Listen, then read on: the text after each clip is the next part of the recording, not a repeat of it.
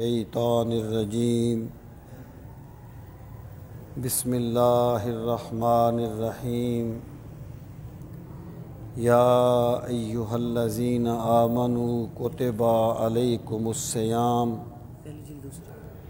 کما کتب علی الذین من قبلکم لعلکم تتقون صدق اللہ مولانا العظیم وبلغنا رسولہ النبی الکریم الامین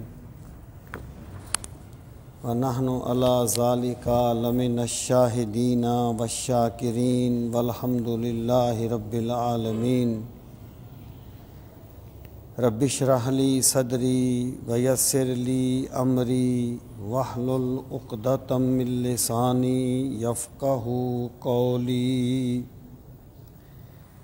اللہم ارنا الحق حقا وارزقنا اتباعہ وارنا الباطل باطلا وارزقنا اجتنابہ اللہم ارنا الاشیاء کما ہی ان اللہ وملائکتہ یصلون علی النبی یا ایہا الذین آمنوا صلوا علیہ وسلموا تسلیما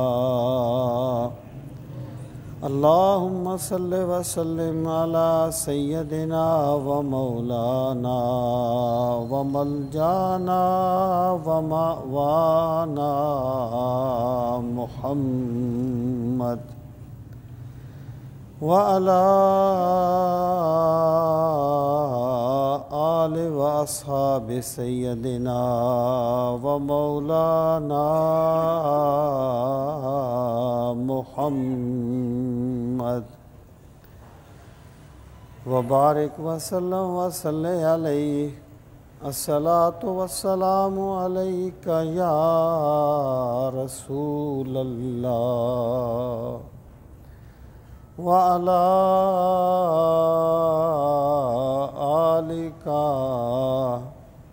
وَأَصْحَابِكَ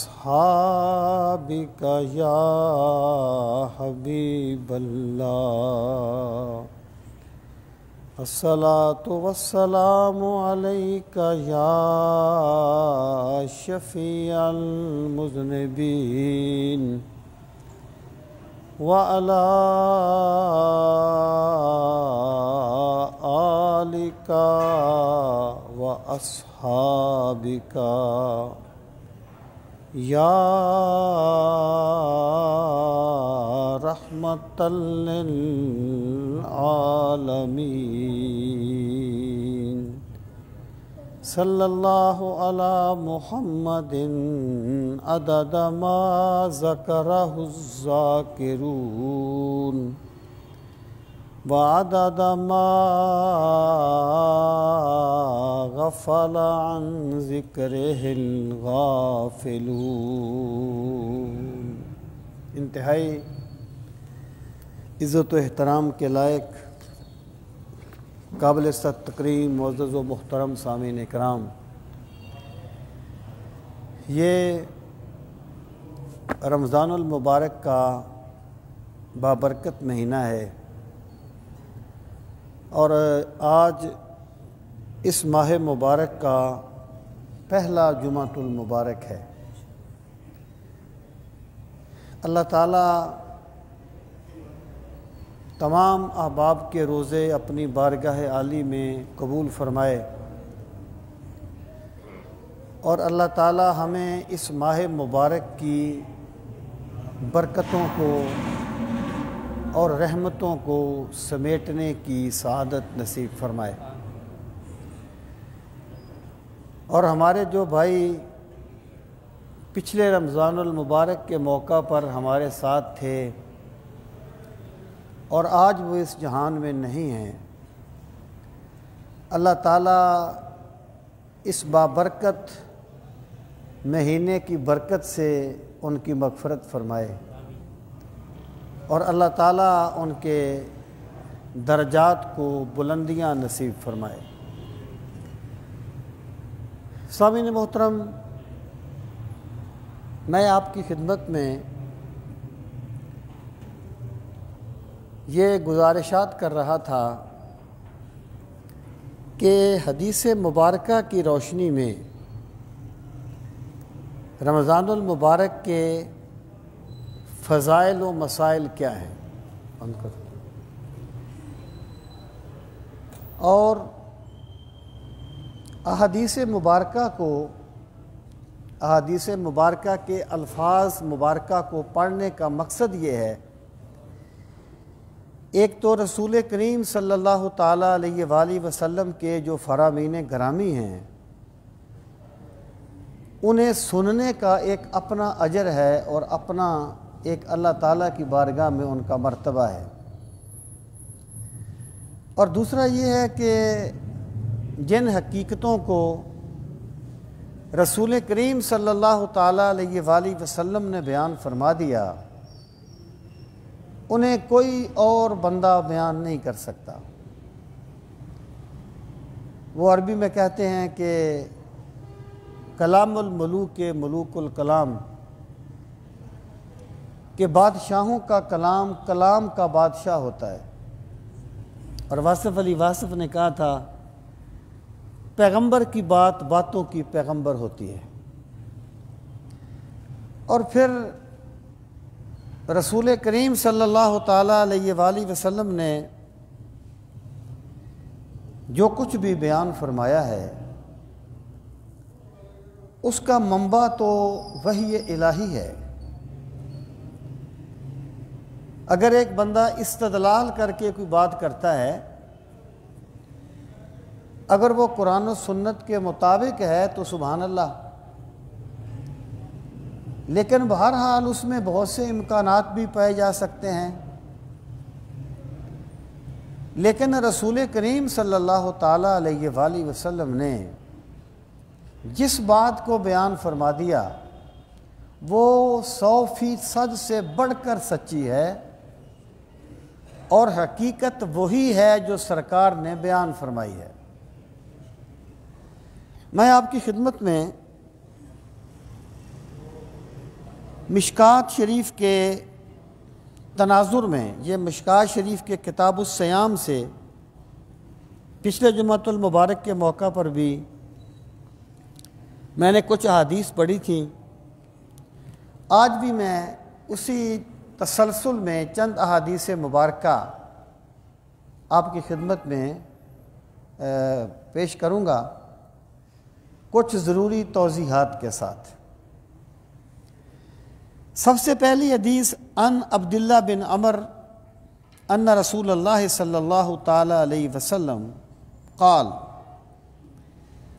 الصیام والقرآن یشفعان للعبد یقول الصیام اے رب انی منعتہ الطعام والشہوات بالنہار فشفینی فیہ ویقول القرآن منعتہ النوم باللیل فشفینی فیہ فیشفعان او کما قال النبی صلی اللہ تعالی علیہ وآلہ وسلم۔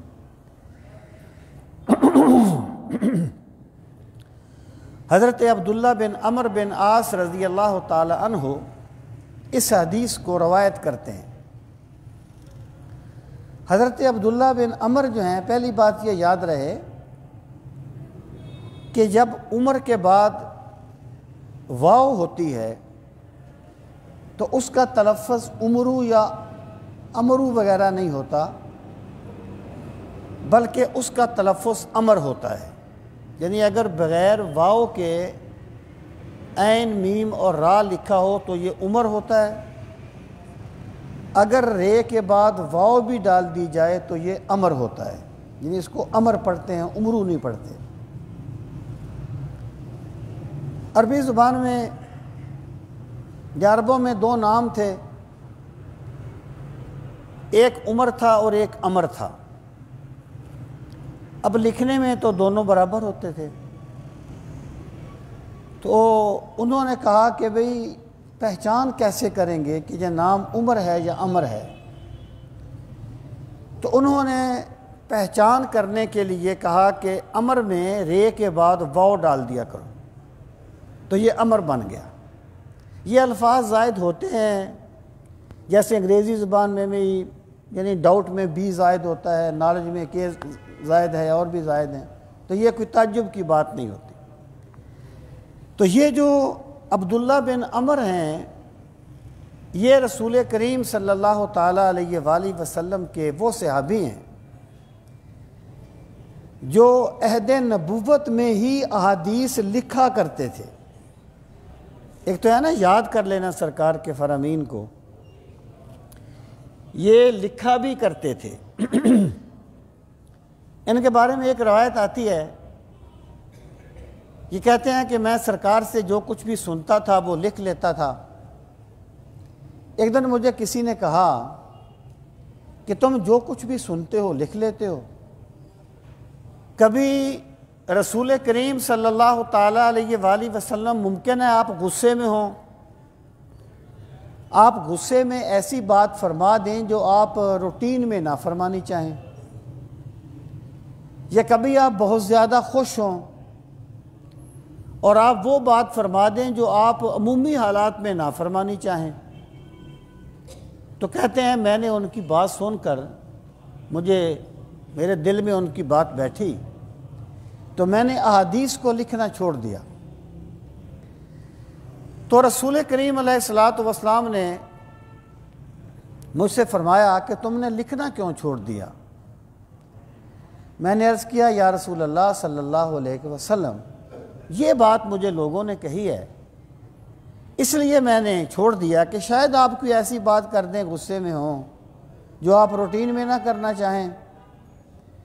تو رسول کریم علیہ السلام نے فرمایا اکتب فوالذی ما خرج منی الا الحق، فرمایا میرے صحابی میری بات کو لکھ لیا کر، اس زبان سے حق کے سوا کچھ نہیں نکلتا۔ یعنی اگر میں بہت خوشی میں ہوں تب بھی حق بولتا ہوں، اور اگر میں کبھی بہت زیادہ غصے میں ہوں تب بھی حق ہی بولتا ہوں، میری زبان سے حق کے سوا کچھ نہیں نکلتا۔ اب اس میں آپ غور فرمائیں، بندہ جو ہوتا ہے نا، یہ معمول کے حالات میں تو بڑا خوش اخلاق ہوتا ہے، بڑے اچھے لفظوں کا انتخاب کرتا ہے، لیکن جب یہ بہت زیادہ غصے میں ہوتا ہے تب وہ ایسی باتیں کہہ دیتا ہے جو وہ نہیں کہنا چاہتا، اور جب وہ بہت زیادہ خوشی میں ہو وہ باتیں کر دیتا ہے جو نہیں کرنا چاہتا۔ جبکہ سرکار کی سنت یہ ہے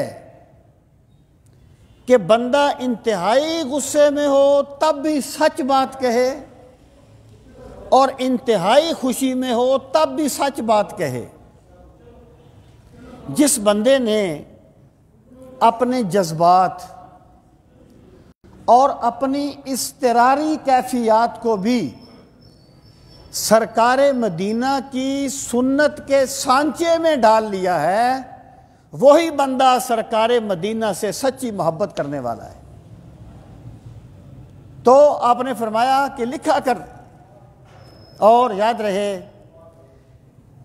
کہ رسول کریم صلی اللہ تعالیٰ علیہ وآلہ وسلم کی سنتوں میں سے ایک سنت یہ بھی ہے کہ آپ بہت زیادہ غصے میں بھی کوئی بات حق کے سوا نہیں کہتے تھے۔ یعنی ایک بندہ ہے، اسے ایک بندے پر غصہ ہے، وہ اس پر خام کا الزام لگا دیتا ہے، اور جب وہ غصہ ختم ہوتا ہے پھر کہتا ہے یار میں نے صحیح نہیں کہا تھا، میں نے غلط کہا تھا۔ تو اس بندے نے گناہ تو کیا ہی ہے، اس نے سرکار کی سنت کو چھوڑنے کا گناہ بھی کیا ہے۔ اور جس بندے کی سرکار کے ساتھ اتنی وابستگی ہو جائے کہ اس کی اضطراری کیفیات بھی شریعت کے تابع ہو جائیں، اس بندے کو اللہ نے ایمان کی حقیقت نصیب فرما دی ہے۔ اور رسول کریم صلی اللہ تعالیٰ علیہ وآلہ وسلم نے اسی بات کو واضح فرمایا۔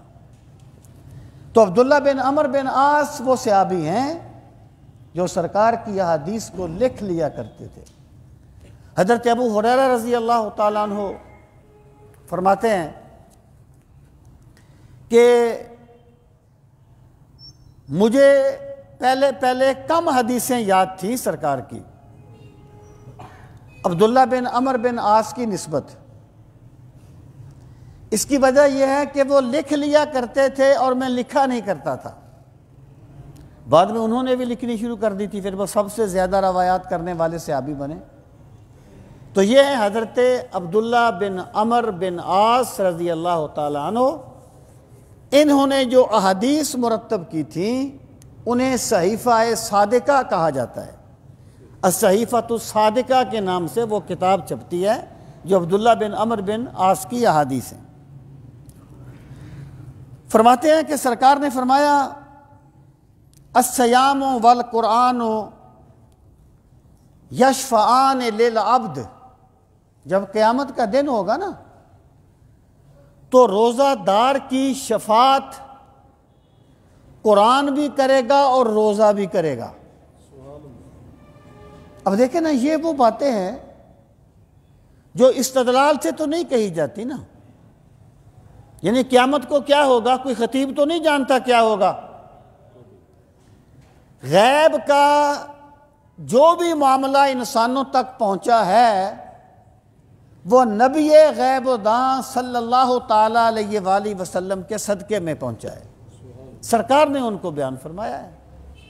آپ نے فرمایا قیامت کا دن ہوگا تو قرآن بھی شفاعت کرے گا روزے دار کی اور روزہ بھی شفاعت کرے گا روزے دار کی۔ قرآن یعنی یہ دو چیزیں کیوں ذکر کی، یہ میں نے پہلے بھی عرض کیا تھا کہ رمضان جو ہے نا، رمضان یہ مہینہ ہی نزول قرآن کا ہے۔ یہ جشن قرآن کا، جدید اصطلاح میں جشن قرآن کا مہینہ ہے۔ اللہ تعالیٰ نے جو قرآن کو برکتیں دی ہیں، وہ رمضان کو برکتیں دی ہیں، وہ قرآن کے صدقے میں دی ہیں کہ اس مہینے میں قرآن نازل ہوا ہے، اس لیے نماز تراویح رکھی گئی ہے۔ اور بندے کو چاہیے کہ وہ اپنے آپ کو قرآن کے ساتھ رمضان میں اتنا وابستہ کر لے کہ بعد میں بھی قرآن کی تلاوت کے بغیر اس کا جی نہ لگے، اتنا وہ اپنے آپ کو وابستہ کر لے قرآن مجید کے ساتھ۔ تو سرکار نے فرمایا القرآن الصیام والقرآن یشفعان للعبد، کہ روزے دار کی قرآن بھی شفاعت کرے گا قیامت کے دن اور روزہ بھی شفاعت کرے گا۔ یقول الصیام، روزہ یہ کہے گا اے رب، اے میرے پروردگار، انی منعتہ الطعام والشہوات، کہ پروردگار میں نے اس بندے کو دن کے وقت کھانے پینے سے روکے رکھا تھا۔ یہ میری وجہ سے کھاتا پیتا نہیں تھا، مقاربت نہیں کرتا تھا اپنی اہلیہ سے، شہوات کو اس نے روک لیا تھا میری وجہ سے۔ فشفنی، پروردگار اس کے حق میں میری شفاعت کو قبول فرما۔ اب دیکھیں قیامت جو ہے نا، قیامت یہ دوسرا عالم ہے۔ یعنی یہ بندہ کہتا ہے کہ اعمال تولے جائیں گے، قرآن مجید میں ہے اور سب واضح بات ہے، اعمال تولے جائیں گے۔ بندہ سوچتا ہے یار اعمال کیسے تولے جائیں گے؟ اعمال کا کوئی وزن تو نہیں ہوتا۔ آپ نے نماز پڑھی ہے، اس کا وزن تو نہیں ہے کہ آپ اس کو تول لیں گے۔ آپ نے تلاوت کی ہے، اس کا کوئی وزن تو نہیں ہے آپ اسے تول لیں گے۔ اس کے باقی جوابات کے علاوہ میں یہ کہتا ہوں کہ بھائی وزنی چیز کو تولنا یہ اس دنیا کا ضابطہ ہے، اس دنیا کے ضابطے اپنے ہیں، اس دنیا کے قوانین اپنے ہیں۔ ہمیں چاہیے کہ اس دنیا کے قوانین کو اس دنیا پر قیاس نہ کریں۔ میں آپ کو مثال دیتا ہوں۔ رسول کریم صلی اللہ تعالیٰ علیہ وآلہ وسلم نے فرمایا کہ جب میت کو قبر میں دفن کیا جاتا ہے اور اسے دفن کرنے والے واپس لوٹتے ہیں تو یسمع خفق نعالہم، وہ جو مردہ ہوتا ہے نا، وہ دفن کر کے پلٹنے والوں کے قدموں کی چاپ سنتا ہے۔ اب آپ مجھے بتائیے، یہاں تو آپ دیوار کے پیچھے بندے کی آواز نہیں سن سکتے، اب پیچھے بھی تو آوازیں آ رہی ہوں گی نا ہماری مسجد کے، آپ سن رہے ہیں؟ نہیں سن رہے۔ دیوار کے پیچھے نہیں سن سکتے، مردہ تو 8-10 فٹ نیچے ہوتا ہے، وہ کیسے سن لیتا ہے؟ بڑا سمپل سا جواب ہے، وہ دنیا اور ہے، یہ دنیا اور ہے۔ اس دنیا کے ضابطے اس دنیا پر اپلائی نہیں ہوتے، تو عالم برزخ یا عالم آخرت کے اپنے قوانین ہیں، اس دنیا کے اپنے قوانین ہیں۔ اسی لیے رسول کریم علیہ الصلوۃ والسلام نے فرمایا، من بلغنی من یصلی علیہ یوم الجمعۃ بلغنی صوتہ حیث کان، کہ جو بندہ قیامت کے دن، جو بندہ جمعے کے دن مجھ پر درود پڑھتا ہے، اور مطلق بھی فرمایا جو مجھ پر درود پڑھتا ہے، تو بلغنی صوتہ حیث کان، وہ بندہ یہاں بھی ہوتا ہے، میں اس کی آواز سن لیتا ہوں، اس کی آواز مجھ تک پہنچ جاتی ہے۔ اب غور فرما لیں، آواز کیسے پہنچ گئی؟ کہ سرکار کا جو وجود پاک ہے وہ عالم روحانیت کا ایک مظہر ہے، اور دوسرا یہ ہے کہ اس دنیا میں تو ایک بندہ ایک وقت میں ایک ہی آواز سن سکتا ہے، 5-6 نہیں سن سکتا۔ اگر آپ اس وقت کچھ اور سوچیں گے بھی تو میری بات نہیں سن سکیں گے، ایک بندہ ایک ہی آواز سن سکتا ہے۔ لیکن سرکار دو عالم صلی اللہ تعالیٰ علیہ وآلہ وسلم پر ایک وقت میں نہ جانے کروڑوں اور اربوں فرشتے اور انسان درود و سلام پڑھتے ہیں، میرے آقا سب کی آواز سنتے بھی ہیں اور سب کو جواب بھی مرحمت فرماتے ہیں۔ اس کی وجہ یہ ہے کہ عالم اور ہے اور یہ عالم اور ہے، عالم کا فرق ہوتا ہے، ورنہ بہت سی غلط فہمیاں پیدا ہو جاتی ہیں۔ بات میں نے یہاں سے شروع کی تھی کہ روزہ شفاعت کرے گا۔ اب روزہ جو ہے یہ تو ایک عمل ہے، یہ کیسے شفاعت کرے گا؟ اور قرآن الفاظ ہیں، یہ کیسے شفاعت کریں گے؟ بھائی ہماری یہ کمزوری ہے کہ ہم اس عالم کو اس عالم پر قیاس کر لیتے ہیں، جبکہ حقیقت یہ ہے کہ اس عالم کے قوانین اپنے ہیں، اس عالم کے قوانین اپنے ہیں۔ وہاں روزہ بھی شفاعت کرے گا، قرآن بھی شفاعت کرے گا۔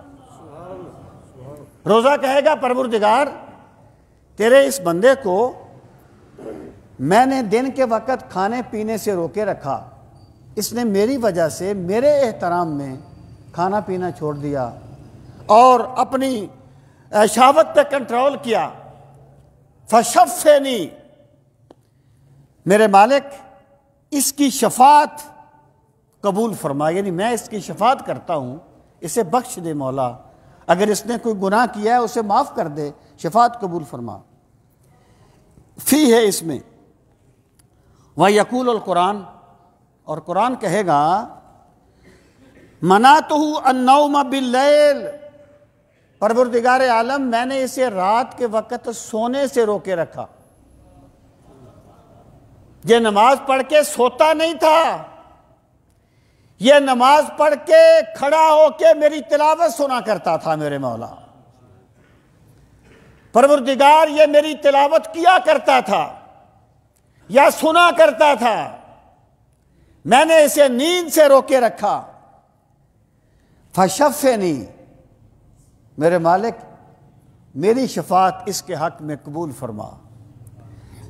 سرکار نے فرمایا فیشفعان، اللہ تعالیٰ روزے دار کے حق میں روزے کی شفاعت بھی قبول فرمائے گا اور قرآن کی شفاعت بھی قبول فرمائے گا۔ تو سامعین محترم، یہ گویا روزے دار کے لیے بشارت ہے کہ جب تو اللہ کی رضا کے لیے روزہ رکھے گا اور رات کو تراویح پڑھے گا تو قیامت کے دن روزہ بھی تیری شفاعت کرے گا اور قرآن بھی تیری شفاعت کرے گا۔ اگلی حدیث پاک ہے ان انس بن مالک، یہ حضرت انس بن مالک وہ ہیں سرکار کے معروف صحابی ہیں جنہیں کہا جاتا ہے خادم رسول اللہ صلی اللہ علیہ وسلم۔ اگر یہ سوال کیا جائے کہ خادم رسول اللہ صحابی کون ہیں، ویسے تو ساری دنیا ہی میرے پاک نبی کی خادم ہے، غلاموں کو کیا آزاد لیکن جسے دیکھو غلام مصطفیٰ ہے۔ ساری دنیا ہی میرے پاک نبی کی خادم ہے، سب صحابہ ہی خادم ہیں۔ لیکن اگر یہ سوال کیا جائے جیسے مؤذن رسول کون ہے، بھی آپ کہتے ہیں حضرت بلال، میزبان رسول کون ہے، آپ کہتے ہیں حضرت ابو ایوب انصاری۔ اگر یہ سوال کیا جائے خادم رسول کون ہے تو خادم رسول ہے حضرت انس بن مالک رضی اللہ تعالیٰ عنہ۔ چھوٹے سے تھے، کوئی 8 سال 9 سال کی عمر تھی، ان کی دادی انہیں لے کر سرکار مدینہ کی بارگاہ میں حاضر ہوئی، عرض کرنے لگی یا رسول اللہ صلی اللہ علیہ وسلم، یہ میرا ہاذا خویدموں کا یا رسول اللہ، یہ جو خویدم ہے نا یہ خادم کی تصغیر ہے، جیسے آپ دیگ سے دیگچہ کہہ دیتے ہیں، باغ سے باغیچہ کہہ دیتے ہیں، تصغیر۔ یا رسول اللہ یہ میرا پوتا ہے، اتنا بڑا نہیں کہ آپ کا خادم کہلائے، یا رسول اللہ ہے تو پوتا لیکن ہے خدمت کے جذبے سے معمور، ہے تو چھوٹا سا لیکن ہے آپ کا خادم۔ یا رسول اللہ یہ آپ کا چھوٹا سا خادم ہے، اسے قبول فرمائیے اپنی خدمت کے لیے اور اس کے لیے دعا کیجیے۔ سرکار نے انہیں اپنی خدمت کے لیے قبول فرمایا۔ انہوں نے 10 سال سرکار مدینہ کی خدمت کی ہے۔ بہرحال میں ادھر نہیں جاتا، اس وقت سرکار نے ان کے لیے دعا فرمائی، اے اللہ میرے اس خادم کے خاندان میں برکت دینا، اس کی صحت میں برکت دینا اور اس کے مال میں برکت دینا۔ دیکھیں دعا جو مانگی جاتی ہے نا، دعا بذات خود عبادت ہے، دعا عبادت کا مغز ہے۔ بندے نے دعا مانگ لی، بالفرض وہ قبول نہیں ہوئی، ورنہ دعا کسی نہ کسی حال میں قبول ہوتی، بالفرض وہ قبول نہیں ہوئی تو بندے کا دعا مانگنا رائے گا نہیں گیا، اللہ کے پاس اس کا اجر محفوظ ہے۔ لیکن جب سرکار مدینہ دعا مانگتے تھے نا تو پھر قبولیت دوڑ کے استقبال کیا کرتی تھی کہ اللہ کے محبوب نے اللہ سے ایک چیز مانگی ہے، تو سرکار نے دعا مانگی، اے اللہ اس کی صحت میں برکت دینا۔ لجپال نے لجپالی کی انتہا کر دی اور پھر اللہ نے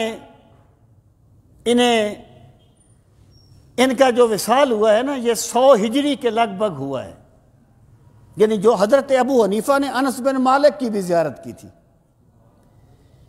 یعنی آخری عمر میں آخر میں جن صحابہ کا وصال ہوا ان میں سے ایک یہ ہے۔ اور صحت کا عالم یہ تھا کہ سوئی میں دھاگا ڈال لیا کرتے تھے، وہ اینکوں کا زمانہ نہیں تھا، سوئی میں دھاگا ڈال لیا کرتے تھے۔ اور خاندان کا عالم یہ تھا کہ ان کی زندگی میں ان کے بیٹے، آگے پوتے، بیٹیاں، نواسیاں، نواسے، 120 تک پہنچ گئے تھے، 120 تک۔ اور پھر سرکار نے دعا مانگی تھی، مولا ان کے مال میں، رزق میں برکت دینا۔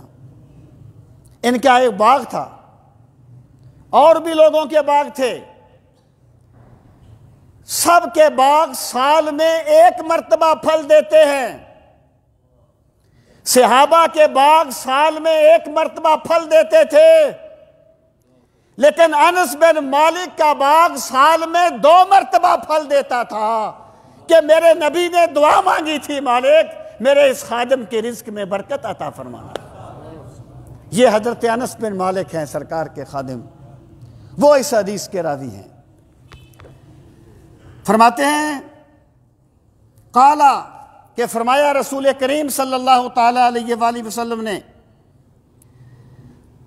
ان ھذا الشہر قد حضرکم، اے لوگو تمہارے پاس یہ ماہ مبارک آ گیا ہے، یہ رمضان المبارک کا مہینہ آ گیا ہے۔ وفی لیلۃ، اور اس میں ایک ایسی رات ہے، خیر من الف شہر، جو ایک رات 1000 مہینے سے بہتر ہے، 1000 مہینے سے بہتر ہے۔ یعنی یا تو اس کا مطلب یہ ہے کہ اللہ تعالیٰ کی جتنی رحمتیں 1000 مہینے میں نازل ہوتی ہیں، اتنی اس ایک رات میں نازل ہوتی ہیں۔ اور اس کا ایک مطلب یہ ہے کہ جو بندہ اس رات کو عبادت کرتا ہے، گویا وہ 1000 مہینے سے زیادہ اس نے عبادت کی ہے۔ اس پر میں کبھی پھر عرض کروں گا۔ تو اس میں یہ شب قدر کا آپ نے پہلے بیان فرمایا، یعنی مہینہ آیا ہے اور سرکار شب قدر کی فضیلت کو بیان فرما رہے ہیں۔ کبھی آپ نے غور فرمایا اس اسلوب پر؟ مطلب یہ ہے کہ لوگوں کو پہلے آگاہ کر دیا جائے، پہلے لوگوں کو ترغیب دی جائے۔ یہ عبادات کی ترغیب دینا بھی میرے پاک نبی کی سنت ہے، یہ بھی سرکار کی سنت مبارکہ ہے۔ آپ نے فرمایا وہ رات 1000 مہینے سے بہتر ہے۔ آگے آپ نے فرمایا من حرمہا فقد حرم الخیر کلہ، کہ جو بندہ اس رات کی برکت سے محروم رہا، یعنی جس نے یہ رات بھی سونے میں گزار دی، یا یہ رات بھی چگلیاں کرنے میں گزار دی، یا یہ رات بھی غلط منصوبے بنانے میں گزار دی، وہ ساری خیر سے محروم رہ گیا۔ تو گویا سرکار نے شب قدر کی ترغیب دی۔ اس کے بعد اگلی حدیث مبارکہ سنیے، ان سلمان، یہ حضرت سلمان فارسی ہیں، جن کے بارے میں سرکار نے فرمایا تھا سلیمان منا اہل البیت، سلیمان ہمارے اہل بیت میں سے ہے۔ اللہ اکبر، حق کا طالب سلیمان فارسی کہاں سے چلے تھے حق کی تلاش میں، اور نبی آخر الزمان کو تلاش کرتے ہوئے کہاں سے چلے تھے، کہاں پہنچ گئے، کتنی مشقتیں اٹھائیں، اور پھر چلتے چلتے جب اس آخری راہب نے کہا نا کہ اب آخری نبی کی بعثت کا زمانہ قریب آ گیا ہے اور وہ یثرب میں آئیں گے، کھجوروں والے شہر میں آئیں گے، تو بکتے بکتے سلمان فارسی مدینہ منورہ میں پہنچ گئے۔ اس وقت اس کا نام یثرب تھا۔ کہتے ہیں کہ میں اپنے مالک کی خدمت میں لگا ہوا تھا، ایک بندہ آیا میرے مالک کے پاس، اس نے کہا یار مکے سے ایک بندہ آیا ہے، وہ اپنے آپ کو نبی کہتا ہے، وہ کہتا ہے مجھے اللہ نے نبی بنایا ہے۔ فرماتے ہیں میں درخت پہ ٹہنیاں کاٹ رہا تھا تو نبی کا نام سن کے میری ٹانگیں کانپ گئیں۔ ایک کیفیت ہوتی نا بندے پر، مجھ پہ ایک لرزہ طاری ہو گیا کہ وہ نبی جس کے انتظار میں کہاں سے چلا ہوں اور کیسے میں یہاں پہنچا ہوں، وہ نبی تشریف لے آئے۔ کئی سسیاں رول تھلا موئیاں میں نے پنو کو واجہ مار دیاں کئی ہیراں کھا زہرہ موئیاں میں نے رانجن دا نام جتار دیاں کئی سونیاں وچ چنا ڈبیاں میں نے ماہی وال دا نام جتار دیاں تے دو جگ وچ دھما پیاں نے میرے اس عربی دلدار دیاں تے یار فریدہ جڑیاں راہوں ولیاں نہ وہ آر دیاں نہ پار دیاں۔ کتنے لوگ تھے جو سرکار کا انتظار کرتے ہوئے دنیا سے چلے گئے تھے، کتنے یہودی تھے جو آ کے یثرب میں سرکار کے انتظار میں آباد ہوئے تھے اور پھر وہ دنیا سے چلے گئے تھے۔ تو سلمان فارسی کہتے ہیں میں نے جب سنا نا تو مجھ پہ لرزہ طاری ہو گیا کہ میرا محبوب آ گیا، وہ میرا کریم آقا کی بعثت ہو گئی۔ کہتے ہیں میں اترا، میں نے آ کے اپنے مالک سے کہا کہ وہ آپ کیا بات کر رہے تھے کیونکہ نبی آیا ہے؟ تو میرے مالک نے کہا تجھے کیا غرض ہے نبی سے، تو جا اپنا کام کر، تجھے کیا واسطہ کون آیا ہے، اپنا کام کیا کر۔ کہتے ہیں کہ میں واپس تو آ گیا لیکن جو دل میں آگ جلی ہوئی تھی وہ تو نہیں بجھتی نا۔ کہتے ہیں مجھے راہبوں نے بتایا تھا کہ وہ جو آخری نبی ہوگا نا وہ صدقہ نہیں کھائے گا، ہدیہ قبول فرمائے گا، ہدیہ قبول فرمائے گا، اور اس کے دونوں شانوں کے درمیان مہر نبوت ہوگی۔ یعنی یہ تفصیلات میں کرنا نہیں چاہتا تھا، بس میرے سامنے آ گئیں راویوں کے بیان میں، تو میں نے کہا یہ میں عرض کر دوں۔ تو یہ حدیث پاک کے تعارفی طور پر میں آپ سے عرض کر رہا ہوں۔ فرماتے ہیں میں نے کہا کہ چلو پرکھتے ہیں اپنا، یعنی جو انہوں نے نشانیاں بتائیں تھیں وہ آزماتے ہیں۔ کہتے ہیں میں نے کہیں سے کچھ مال لیا اور میں سرکار کی پاس حاضر ہو گیا اپنے مالک سے آنکھ چرا کر۔ میں نے کہا یہ صدقہ ہے قبول فرمائیے۔ آپ نے فرمایا نہیں ہم صدقہ نہیں لیتے، میں صدقہ نہیں لیتا۔ کہتے ہیں میں سمجھ گیا ایک نشانی پائی گئی۔ پھر مجھے تھوڑا سا مال ملا، میں آپ کی بارگاہ میں حاضر ہوا، میں نے عرض کی کہ یہ میری طرف سے ہدیہ قبول فرمائیں، تو سرکار نے قبول فرما لیا۔ کہتے ہیں دوسری نشانی پوری ہو گئی۔ اب یہ تھا کہ دونوں شانوں کے درمیان مہر نبوت ہے، وہ بال مبارک تھے ایک خاص کیفیت میں۔ کہتے ہیں وہ میں کیسے دیکھتا؟ کہتے ہیں ایک مرتبہ کوئی صاحب فوت ہو گئے اور سرکار قبرستان میں تشریف لے گئے، صحابہ کرام بھی تھے۔ اب میں وہ نشانی دیکھنے کے لیے سرکار کے پیچھے پیچھے آیا، میں چاہتا تھا کسی طریقے سے مجھے پتہ چل جائے کہ مہر نبوت ہے کہ نہیں، تو میں سرکار کے پیچھے ہوا۔ تو سرکار مدینہ علیہ الصلوۃ والسلام کا طریقہ مبارک یہ ہے، جو طلب صادق لے کے آتا ہے سرکار اس کی مراد پوری فرما دیتے ہیں، اور مجھے کہنے دیجئے بغیر طلب کے پوری فرما دیتے ہیں، اور جو ہٹ درمی کرنے کے لیے آتا ہے اس پر توجہ نہیں فرمائی جاتی۔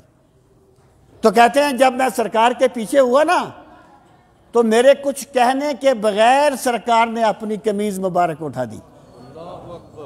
کہتے ہیں میں چمٹ گیا سرکار کے بدن پاک سے، میں بوسے دینے لگا کہ آج میں اس منزل پہ پہنچ گیا جس پہ نہ جانے پہنچنے کے لیے میں نے کتنا سفر کیا تھا، کہاں کہاں سے میں چلا تھا۔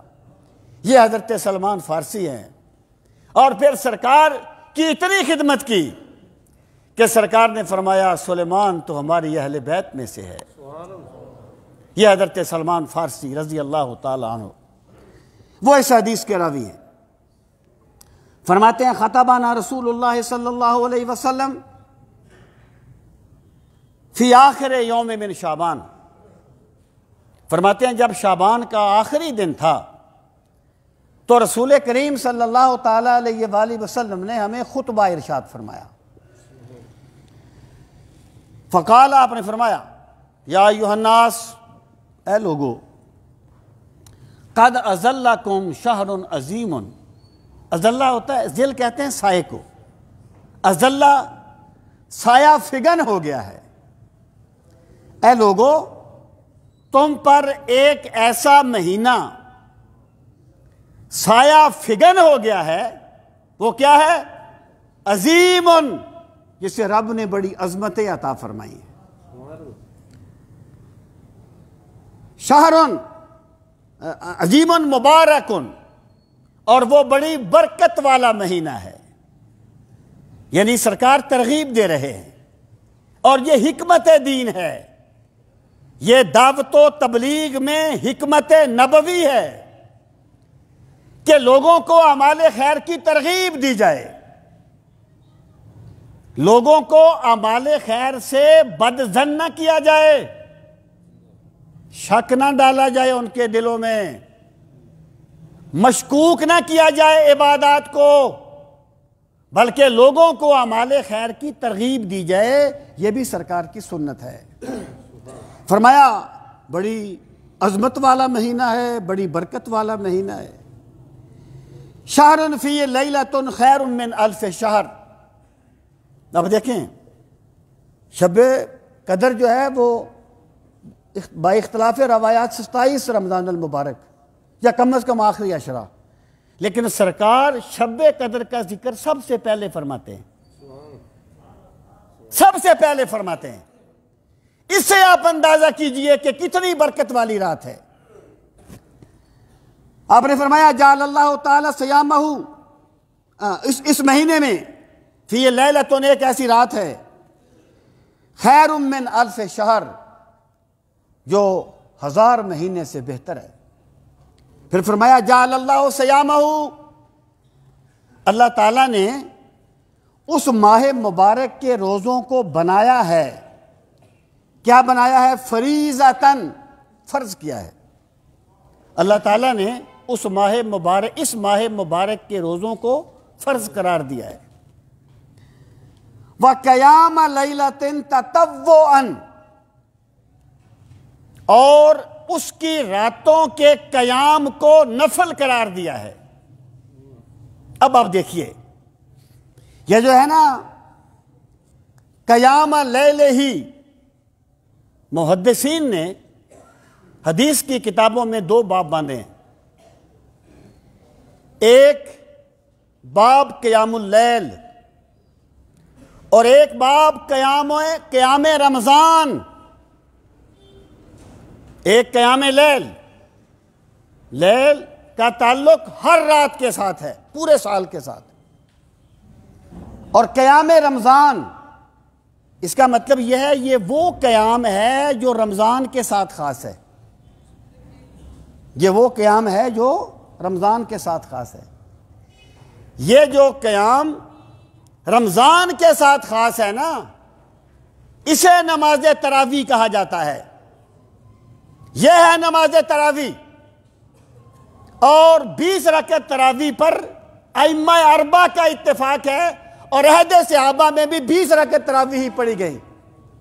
سامعین محترم، اب میں اگلی بات کرنا چاہتا ہوں کہ جن لوگوں نے اس دور میں اس فکر کو پھیلانے کی کوشش کی کہ جناب تراویح تو کوئی نماز ہی نہیں ہے، استغفر اللہ، یہ تو نماز تہجد ہے، جس کو تراویح کہہ دیا گیا۔ پہلی بات مجھے یہ بتائیے کہ جو بات تمہیں سمجھ آ گئی وہ پوری امت کو سمجھ کیوں نہیں آئی؟ کیا تمہارا دین کا فہم پوری امت کے فہم پہ غالب ہو گیا؟ پورے مسلمان تراویح پڑھتے آ رہے ہیں نا۔ چلو تعداد کا فرق ہے، وہ ایک اپنی جگہ پر صحیح، کوئی دلیل ہوگی الگ بات ہے، میں اس سے بات نہیں کرتا، لیکن تراویح تو سب پڑھ رہے ہیں۔ میرے بھائی، جو قیام لیل ہے نا، یہ ہے نماز تہجد، اور جو قیام رمضان ہے یہ ہے تراویح۔ اور رسول کریم صلی اللہ تعالی علیہ وآلہ وسلم اور صحابہ کرام نماز تراویح عشاء کے ساتھ پڑھا کرتے تھے، اور نماز تہجد آخری پہر میں پڑھا کرتے تھے، اور بھی بہت سے فرق بیان کیے گئے ہیں۔ تو میں یہ کہتا ہوں، اور اگلی بات میں یہ عرض کروں گا کہ بھائی، اگر کوئی بندہ تراویح پڑھتا ہے تو کوئی گناہ کا کام تو نہیں کر رہا نا یار، سنت ہی کر رہا ہے نا۔ چلو بقول تمہارے نہ صحیح نفل تو ہے نا، تو خدا کے بندوں جو اللہ کی عبادت کرتے ہیں انہیں کیوں محروم کرنے کی کوشش کرتے ہو؟ اس علم کا کیا فائدہ جو اللہ کے بندوں کو سجدوں سے محروم کر دے، جو اللہ کے بندوں کو عبادات سے دور کر دے؟ ایسے علم کا کیا فائدہ؟ یاد رہے، جب علم شہرت کا ذریعہ بن جائے اور علم ناموری کا سبب بن جائے، پھر وہ خشیت الہی پیدا نہیں کرتا، پھر وہ شکوک و شبہات کو جنم دیتا ہے۔ اور جب علم خشیت الہی کا ذریعہ ہو، پھر وہ رجوع اللہ کا ذریعہ بنتا ہے۔ تو رسول کریم علیہ السلام نے فرمایا، اللہ تعالیٰ نے اس ماہ مبارک کے روزوں کو فرض قرار دیا ہے اور قیام رمضان کو نفل قرار دیا۔ یاد رہے کہ بڑی تقسیم جو ہے نا جو فقہ میں کی جاتی ہے وہ فرض اور نفل کی ہے۔ وہ سنت مؤکدہ کو بھی نفل کہتے ہیں، سنت غیر مؤکدہ کو بھی نفل کہتے ہیں، جس کو ہم نفل کہتے ہیں اس کو بھی نفل کہتے ہیں۔ یہ میجر تقسیم ہے جو کی جاتی ہے، اس حساب سے یہ نفل ہے۔ لیکن فقہی اعتبار پر 20 رکعت تراویح سنت مؤکدہ ہے، مردوں پر بھی اور عورتوں پر بھی۔ آگے آپ نے فرمایا کہ من تقرب فیہ بخصلۃ من الخیر، یہ برکت والا مہینہ وہ ہے کہ جس نے اس ماہ مبارک میں ایک نیکی کی، یعنی نفلی نیکی، جس نے ایک نفلی نیکی کی، کمن ادّا فریضۃً فیما سواہ، وہ اس طرح ہے جیسے اس نے غیر رمضان میں کوئی فرض ادا کیا ہو۔ یعنی اس ماہ مبارک میں اللہ تعالیٰ نفل کا ثواب فرض کے برابر کر دیتا ہے۔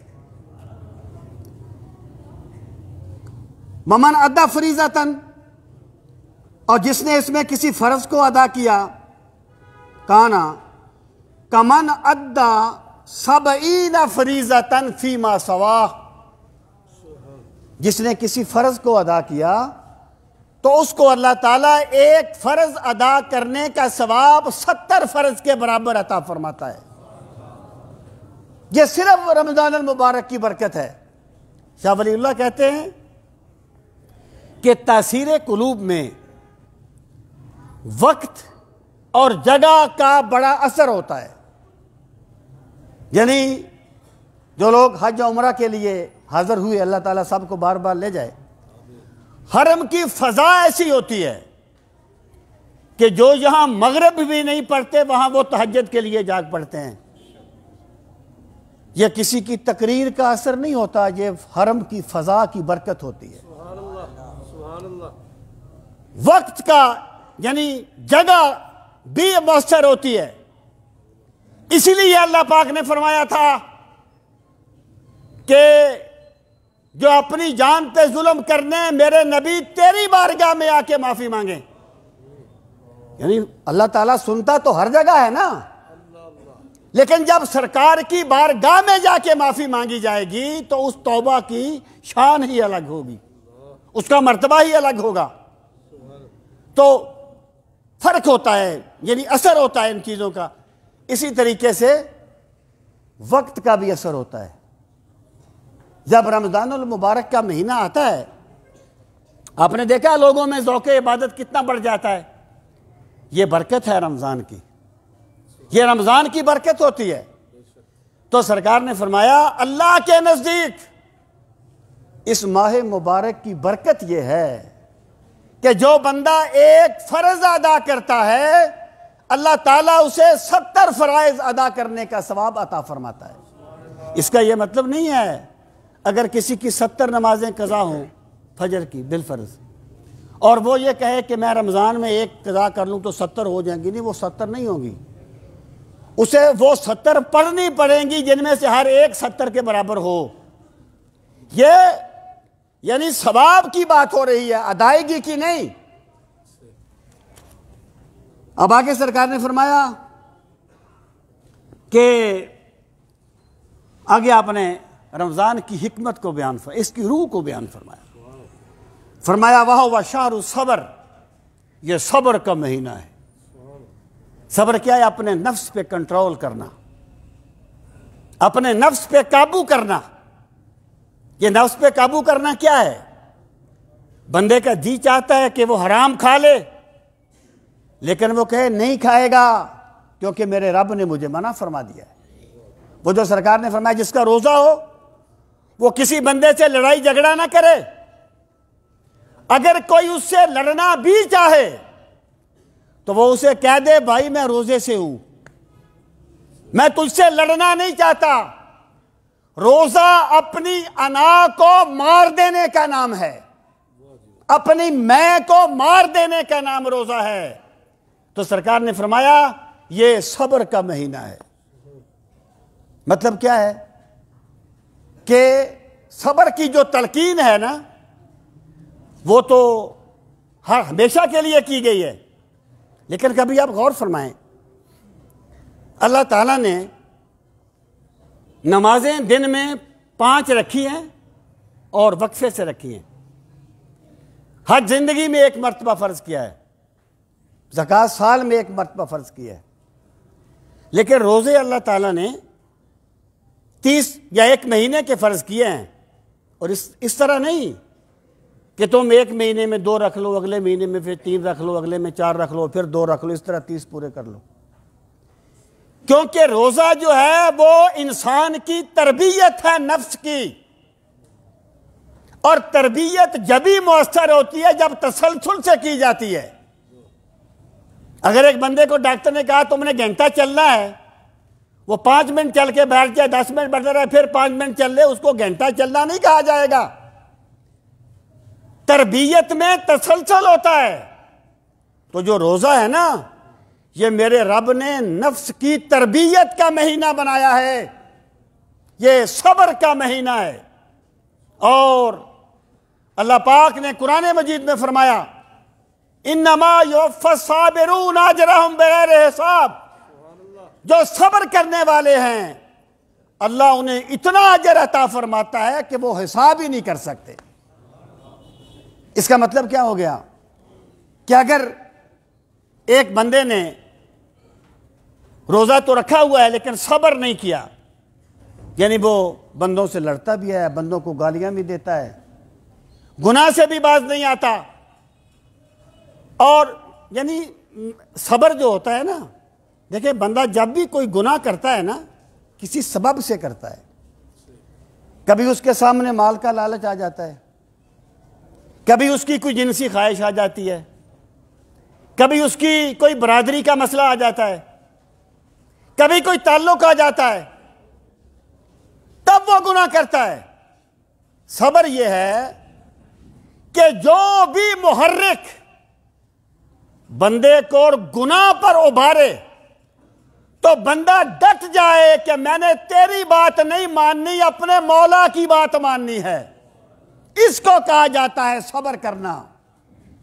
یعنی ایک بندہ ہے بڑا طاقتور ہے، بڑے اس کے پاس وسائل ہیں، وہ ایک غریب یتیم بچے کے پلاٹ پہ قبضہ کر سکتا ہے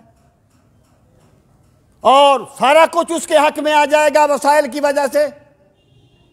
وہ اپنے نفس کو روکے کہ میرے رب نے مجھے اس سے منع کیا ہے، تو اس نے بھی صبر کیا ہے۔ تو سرکار نے فرمایا ہوا شہر الصبر، یہ صبر کا مہینہ ہے۔ پھر فرمایا والصبر ثوابہ الجنہ، اور صبر جو ہے نا اس کا بدلہ جنت ہے۔